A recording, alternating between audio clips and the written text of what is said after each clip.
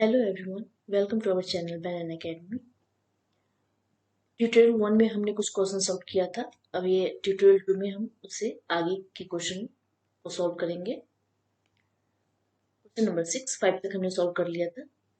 6, consider the following. Given है, statement given है। P, it is cold day. Q, the temperature is 5 degree. Right in simple sentences the meaning of the following. आपको कुछ symbolic form दे रखा है। हमने previous video में देखा था ट्यूटोरियल 1 में कि आपको स्टेटमेंट दे रखा है, उससे आपको सिंबॉलिक फॉर्म में रिप्रेजेंट करना था। यहाँ क्या है, सिंबॉलिक फॉर्म में दे रखा है और इससे आपको स्टेटमेंट में रिप्रेजेंट करना है कि इसका स्टेटमेंट आप कैसे लिखोगे। निगेशन ऑफ पी, यहाँ क्या देख रहे हैं कि it is cold day. What will its negation?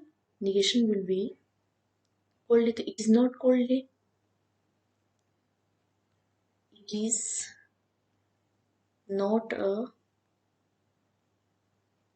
a cold day. Okay. B, P, P और ये क्या सिंबल है? डिस्जंक्शन। P डिस्जंक्शन Q, मतलब P और Q। What is P? P is it is cold and Q है the temperature is 5 degree Celsius. तो आप क्या लिखोगे इसको? It is और की कंडीशन में तो इसको बस ये सिंपल लिख सकते हैं, It is a cold day और temperature is 5 डिग्री सेल्सियस। बस it is a cold day, P के लिए और है तो और के लिए क्या लिखेंगे? और Q, टेम्परेचर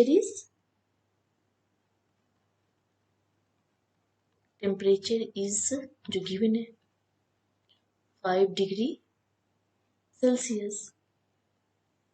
ठीक है, क्योंकि जो सिंबल है उसी को सेंटेंस में रिप्रेजेंट करना है। P, what is P? P is it is cold, similarly cold day, और यहाँ और की जगह पर क्या हो जाएगा? And temperature is 5 degree Celsius. E, E क्या कर रहा है? Negation, negation of P and Q. तो इसका आप देख रहे हो कि इस पर क्या है? निगेशन लगा हुआ है बाहर में, पी एंड क्यू। पहले तो पी एंड क्यू का है लेकिन उसके बाहर में निगेशन है, तो इस चीज को लिखने के लिए हम लोग क्या करते हैं कि निगेशन, ये निगेशन फॉर्म है और निगेशन फॉर्म के लिए हम लोग इसको लिखते हैं इट इज। आप यहाँ पे लिख सकते हो कि इट इज नॉट ट्रू भी लिख सकते हो, या फिर it is false that, it is false that, या फिर इट इज फॉल्स दैट को हम लोग दूसरा क्या लिख सकते हैं? It is not true. Okay, दोनों में से कुछ भी आप लिख सकते हैं। तो it is false that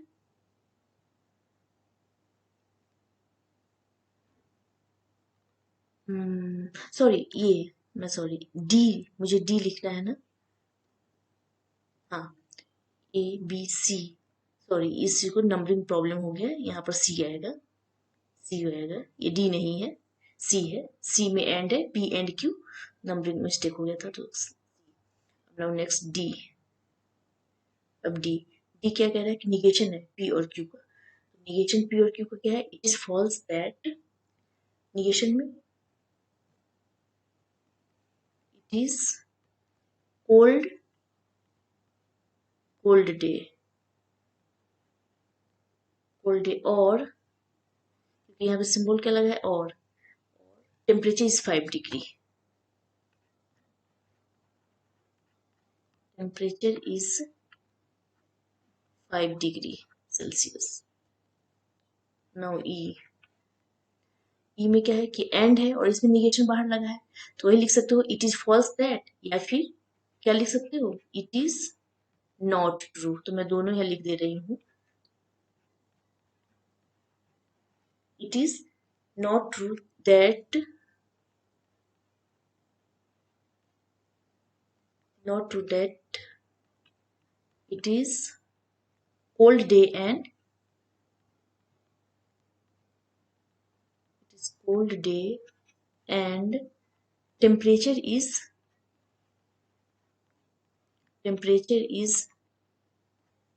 5 degree Celsius. E. Now next F.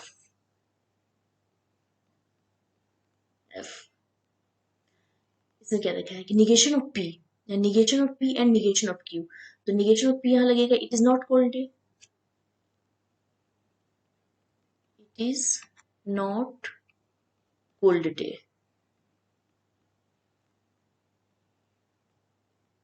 ठीक है, ये यहाँ पी का लगा है और यहाँ क्या था, होल में निगेशन था और यहाँ पर भी होल में निगेशन था, इसीलिए हमने क्या लिखा था, इट इज फॉल्स दैट या it is true, not true that. अब यहाँ क्या, पी के आगे निगेशन लगा हुआ है तो it is not a cold day.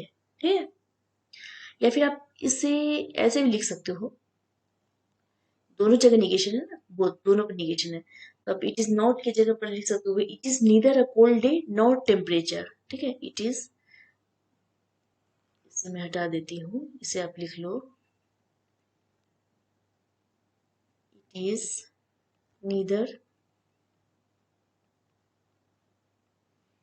neither a cold day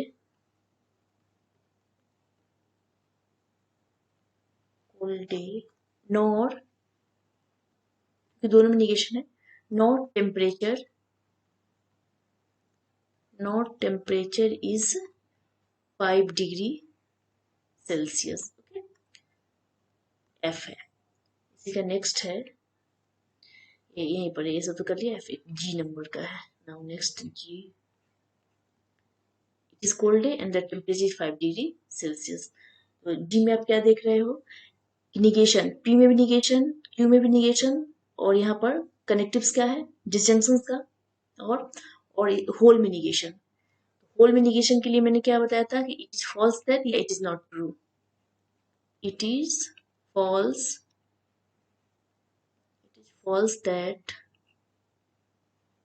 यहां तक तो आप होल निगेशन के लिए लिख दोगे, इट इज, अब निगेशन ऑफ पी है, it is not a cold day, it is not a cold day, it is not a cold day. और लगा हुआ है यहाँ, और negation of Q, temperature is negation of Q, it means temperature is not 5 degree Celsius. Okay, तो इसी type से statement given है तो आप सिंबॉलिक फॉर्म में जा सकते हो, सिंबल से स्टेटमेंट के फॉर्म में लिख देना है. नाउ नेक्स्ट क्वेश्चन नंबर 7 में क्या देखा है कि given P and Q are true and R and S are false. ठीक है, P Q जहां भी होगा वो क्या होगा, ट्रू, और R एंड S फॉल्स होगा. Find the truth value of the following expressions. इससे ट्रूथ वैल्यू फाइंड करने हैं. तो पहले मैं A का ट्रूथ वैल्यू फाइंड करती हूँ, और इससे पहले तो मैं बता ही दी थी क्या था, ट्रू के लिए बोथ द वैल्यूज ट्रू, तो आंसर इज ट्रू, और अदरवाइज क्या हो जाता था, false. Both the values false, ये एंड के कंडीशन में और ये और के कंडीशंस में ऐसे होता था. Both the value is false then answer is false, otherwise true. तो इस चीज को ध्यान में रखना है. बस ए का क्या है, पी क्यू क्या है, ट्रू है. तो मैं समझाने के लिए मैं एक बार ऐसे लिख देती हूँ, आर, मैं समझाने के लिए यहाँ पे लिखती हूँ, ये भी ट्रू, क्यू भी मेरा ट्रू, और आर क्या है, फॉल्स, पी क्या है, ट्रू. तो अब देखना यहाँ क्या है, कनेक्टिव कौन सा है, और, तो इट मीन्स क्या है, और की कंडीशन में क्या मैंने बताया था, both value false then answer is false. तो यहाँ क्या है, एक ट्रू एक फॉल्स, बोथ फॉल्स नहीं है. जब बोथ फॉल्स आएगा तभी फॉल्स, अदरवाइज ट्रू. तो इट मीन्स ये पूरा होल ब्रैकेट मेरा क्या हो गया, ट्रू हो गया. आप रफ में करके भी डायरेक्ट इसको लिख सकते हो एक्सप्रेशन को, तो मैं यहाँ पे बता रही हूँ. हो गया, ये क्या हो गया, ट्रू वैल्यू. और ये तो पी क्या है, गिवन पी तो मेरा ट्रू है ही, ये ऑलरेडी ट्रू है. बीच में कनेक्टिव्स क्या है, तो पी और टी, बोथ ट्रू है, ये भी ट्रू ये भी ट्रू. तो इस कंडीशंस में आप क्या लिख सकते हैं, कनेक्टिव्स क्या है, और के कंडीशन क्या है, both the value false then answer is false. But यहाँ क्या है, बोथ वैल्यूज ट्रू है, पी भी ट्रू है क्योंकि क्वेश्चन दे रखा है पी ट्रू एंड ट्रू, तो बोथ वैल्यूज ट्रू हो गया। यहाँ फॉल्स का कंडीशन तो आया नहीं, तो ये ट्रू हो गया। क्योंकि फॉल्स होता है, बोथ वैल्यू फॉल्स, तब आंसर यहाँ फॉल्स होता है, अदरवाइज ट्रू, तो अदरवाइज ट्रू यहाँ, ये क्या हो गया मेरा true. Now next B. B में क्या गिवन है आप यहाँ से देख लो। एक मिनट, मैं इसे यहाँ एक बार मैं लिख लेती हूँ। P and Q and R, ये ब्रैकेट और निगेशन डबल ब्रैकेट P और Q निगेशन R और S डबल ब्रैकेट। ठीक है, पहले मैं, अब देख लो, पहले इसी ब्रैकेट का मैं काम कर लेती हूँ। P एंड एक Q क्या है, मैं आपको समझाने के लिए यहाँ लिखती हूँ। Q क्या है, ट्रू, और R क्या है, फॉल्स। कनेक्टिव से यहाँ क्या है, एंड, तो एंड के कंडीशन में क्या होता है, एंड में both values true then answer is true, but यहाँ बोथ वैल्यूज ट्रू नहीं है, एक तो फॉल्स है, तो अदरवाइज फॉल्स, तो यहाँ पर क्या हो जाएगा, फॉल्स। और निगेशन डबल ब्रैकेट, इस ब्रैकेट का मैं काम कर रही हूँ। ये भी क्या है, ट्रू, पी क्यू क्या है, true, P and Q both are true, और लगा है, तो और कनेक्टिव्स में क्या होता है कि both values false then answer is false otherwise true. यहाँ बोथ वैल्यूज ट्रू है, तो फॉल्स तो होगा नहीं, अदरवाइज ट्रू, तो ये ट्रू आ जाएगा। अब नाउ एंड, इस ब्रैकेट के काम, R false S false, connectives और लगा है, तो और में तो सही है, both value false answer is false, तो ये बोथ वैल्यू फॉल्स और भी है, तो आंसर क्या हो जाएगा, फॉल्स। ठीक है, अब आप देख लो यहाँ P क्या है, P गिवन है कि ट्रू है, यहाँ से P ट्रू और ये फॉल्स, ट्रू एंड फॉल्स, क्या ट्रू एंड फॉल्स, ये ट्रू एंड फॉल्स, इसमें क्या होगा, एंड कनेक्टिव में क्या होता है कि बोथ वैल्यूज ट्रू होना चाहिए, तभी आंसर ट्रू होगा, अदरवाइज फॉल्स, बट यहाँ पर क्या है, बोथ ट्रू नहीं है, तो यहाँ फॉल्स हो जाएगा। तो इसी चीज को मैं यहाँ लिख दूँ, P एंड F को, ये फॉल्स है, कनेक्टिव्स और निगेशन, तो निगेशन तो लिख ही लो। अब इसका है ट्रू एंड फॉल्स, अब true and false same similar चीज, ट्रू एंड फॉल्स, तो आंसर क्या आएगा, फॉल्स। ठीक है, ट्रू एंड फॉल्स फॉल्स। अब यहाँ नेक्स्ट फॉल्स और निगेशन ऑफ फॉल्स, फॉल्स का निगेशन क्या हो जाएगा, ट्रू होगा, और फॉल्स क्या, एफ और टी, क्या होगा, ये क्या हो जाएगा, और का कंडीशन, और की कंडीशन बोथ वैल्यू फॉल्स, तभी फॉल्स आएगा, अदरवाइज ट्रू, तो अदरवाइज क्या हो गया, T, it means that is true. क्या होगा, find the truth value of the following, इसका ट्रूथ वैल्यू क्या हो गया, टी, ट्रू। तो इसी टाइप से क्वेश्चन होगा, तो पहले ब्रैकेट को हम लोग सॉल्व करेंगे, एक एक ब्रैकेट सॉल्व करेंगे, तो और ये इंपॉर्टेंट है, इस चीज को हमें याद रखना होगा, both value true answer is true, both value false answer false, conjunction में क्या होता है, डिसजंक्शन में क्या होता है, तो वो दो याद रहेगा, तभी ये क्वेश्चन आगे सॉल्व होगा। नाउ नेक्स्ट, ट्रूथ टेबल से रिलेटेड मैंने बहुत सारे क्वेश्चन सॉल्व करवा चुके हैं, बट यहाँ पर एक एग्जाम्पल और मैं लेकर समझा देती हूँ। थ्योरी क्लास जब भी लिया था उसमें ट्रूथ टेबल का बहुत सारा एग्जाम्पल था, यहाँ पर जैसे क्वेश्चन गिवन है, एक मैं सॉल्व करा दे रही हूँ।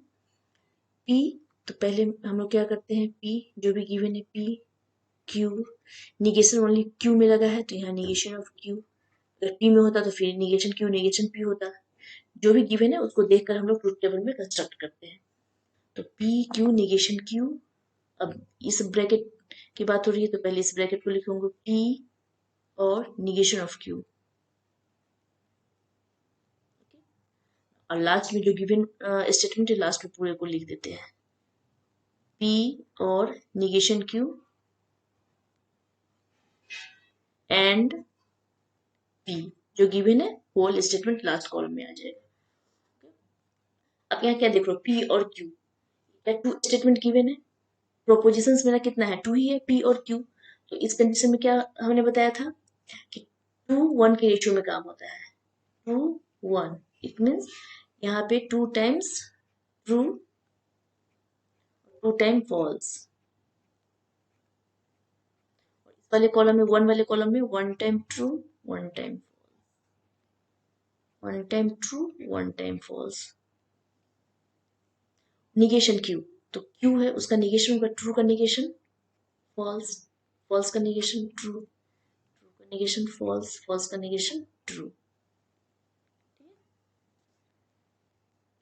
अब नाउ नेक्स्ट, पी और निगेशन क्यू, ये और है तो पी वाले कौन से कॉलम में देखना है, पी और निगेशन क्यू, इस दोनों कॉलम में हमें देखना है। इस कॉलम, पहले इस कॉलम में फिर इस कॉलम में, पी एंड निगेशन क्यू। और कनेक्टिव्स क्या है हमारे, और तो और की कंडीशन में क्या होता है, अभी मैंने बताया both the values false, then answer is false, otherwise, इसे इतना बार लिख लो कि याद ही हो जाए, अदरवाइज ट्रू। पी और निगेशन क्यू, इसमें हमें देखना है इस दोनों कॉलम में, और है तो बोथ वैल्यू फॉल्स, नहीं है, नहीं है, बोथ वैल्यू फॉल्स, नहीं है, हाँ यहाँ पर है both value false, then answer is false. ये एक ही रो में आया both the values false, otherwise true, otherwise कहीं फॉल्स है नहीं है तो अदरवाइज ट्रू डाल देना है। ओके, अब नाउ नेक्स्ट, इस कॉलम में और पी वाले कॉलम में, मतलब ये और लास्ट कॉलम, इसे देखना है, ये कॉलम और ये कॉलम। कनेक्टिव्स क्या है यहाँ पर, एंड, तो एंड के कंडीशन में क्या होता है, both values true, then answer is true, otherwise false, and की कंडीशन, ये एंड में और ये और में, तो एंड लगा है यहाँ कनेक्टिव्स, पहले हमें इस वाले कॉलम में देखना है, पहले जो है उस वाले कॉलम में, फिर लास्ट में पी वाले में, तो क्या है बोथ वैल्यूज ट्रू, तो देखो यहाँ पे ट्रू है और यहाँ पे true, both values true, then answer is true, यहाँ पर भी ट्रू और इसमें भी true, both values true, then answer is true. यहाँ क्या है फॉल्स, फॉल्स, तो ये फॉल्स, यहाँ पे ट्रू फॉल्स, तो अदरवाइज तो जो भी होगा फॉल्स हो जाएगा। क्या देखा हमने, two times true, two time false, तो इसी तरह से हम लोग कंस्ट्रक्ट करते हैं ट्रूथ टेबल का। तो ट्रूथ टेबल मैंने बहुत सारे क्वेश्चन पीछे भी करवा चुकी हूँ, इसीलिए मैं यहाँ पर एक ही क्वेश्चन सॉल्व कर रही हूँ। तो ट्रूथ टेबल बहुत ईजी है, उसी से रिलेटेड जो गिवन है उसी तरह से हमें टेबल कंस्ट्रक्ट कर लेना है। नाउ नेक्स्ट, क्वेश्चन 9 क्या गिवन है देख लो, reset each proposition in if then form, कोई भी गिवन स्टेटमेंट है आपको इफ देन फॉर्म में लिखना है। तो इफ देन फॉर्म में क्या है, ये को Manju will pass in history exam if she studied hard, ठीक है। इफ देन फॉर्म में कैसे लिख पाओगे, मैं ऐसे लिख सकती हूँ कि इफ मंजू स्टडीड हार्ड, यही होगा ना, Manju will pass in history exam if she study hard, तो इसका तो इफ देन फॉर्म यही लिखूंगी कि Manju if Manju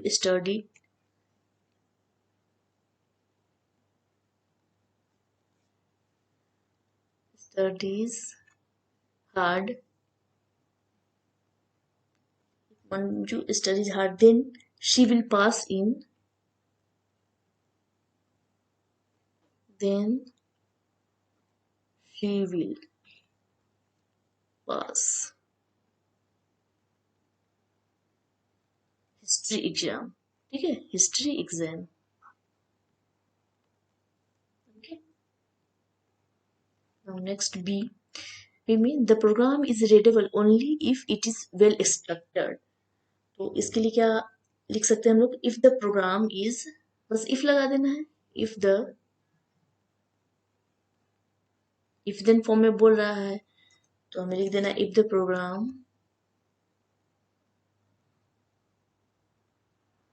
if the program is readable, if the program is readable,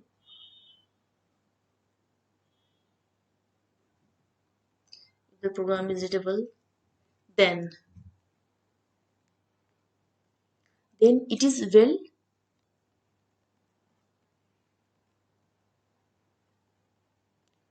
structured, जो है वही लिख देना है।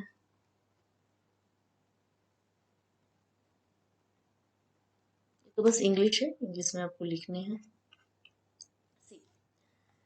Payment will be made on the 5th unless a new hearing is granted, तो पहले पहले लास्ट कोई इफ है ना, इफ देन में तो if a new hearing, a new hearing is not granted क्योंकि unless a new है, not granted, then